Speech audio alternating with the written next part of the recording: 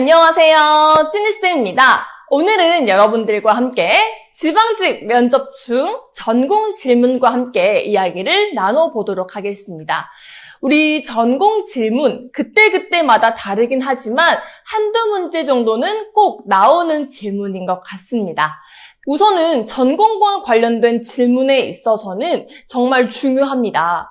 왜냐하면 그 직렬에 대한 전문성을 다시 한번 확인해 볼 수 있는 그런 시간이 될 텐데요. 우리 수험생분들은 필기가 끝났다라고 해서 책 덮지 말고 그리고 놀지 마시고 다시 한번 책을 보면서 어떤 질문이 나올지 꼭 체크를 해보셔야 할 것 같아요. 그런데 전공과 관련된 질문은요, 되게 기출문제에서 나옵니다. 그렇기 때문에 기출문제만 잘 봐도 면접 때 잘 말할 수 있을 것 같은데요. 이때 내가 정말 기억이 나는데 말을 하지 못하는 경우가 있어요. 또는 갑자기 들어온 질문에 머리가 하얘져서 말을 하지 못하는 경우 또한 있습니다.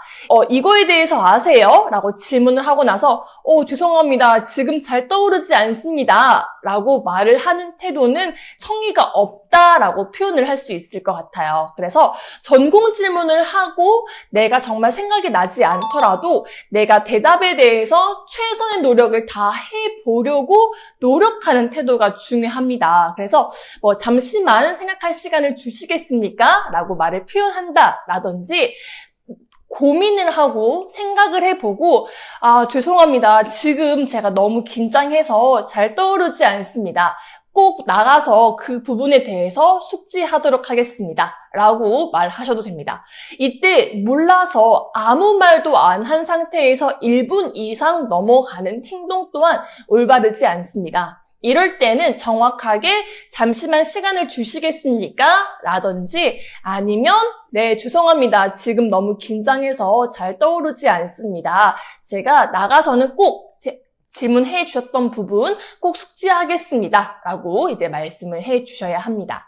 이제 이런 것처럼 이제 전공 질문을 다 대답을 하면 굉장히 좋죠. 이제 우리 전공과 관련된 두 가지 꿀팁을 한번 알려드리도록 하겠습니다. 첫 번째는 이제 기출문제를 정확하게 파악하세요라는 질문입니다.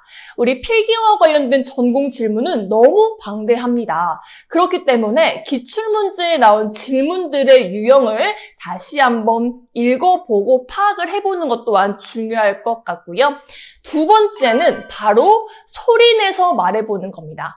기출문제에 있어서 머릿속으로만 정리하지 말고 우리 필기는 우리 글로, 손으로 연습을 했잖아요. 그런데 면접은 말로 표현을 하는 게 이제 면접입니다. 그렇기 때문에 여러분들이 그 내용을, 그 전공을 머릿속으로만 암기하는 것이 아니라 이를 말로 잘 표현을 하실 수 있어야 한다라고 말씀을 드리고 싶은데요.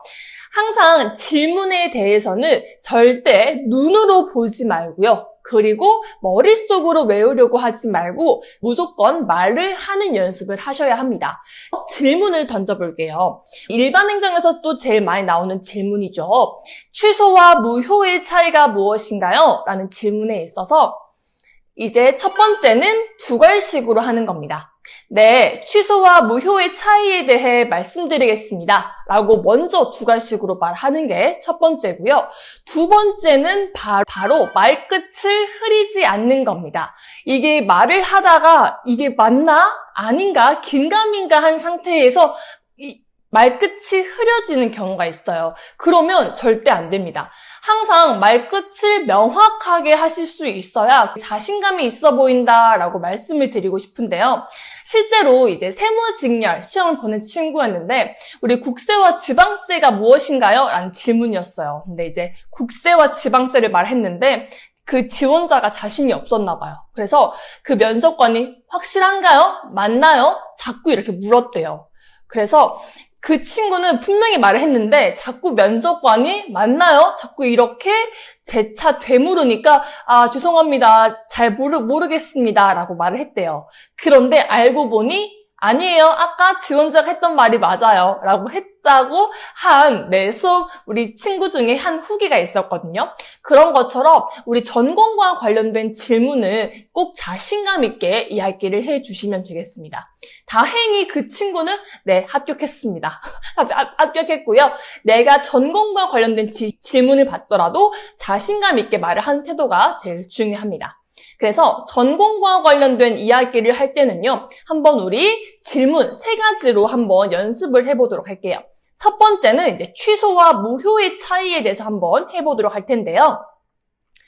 첫 번째, 이제 두알식으로 가보도록 할게요. 취소와 무효의 차이에 대해 말씀드리겠습니다. 계약에서 무효는 계약 시점부터 효력이 발생하고 취소는 취소 시점부터 효력이 발생합니다. 이상입니다.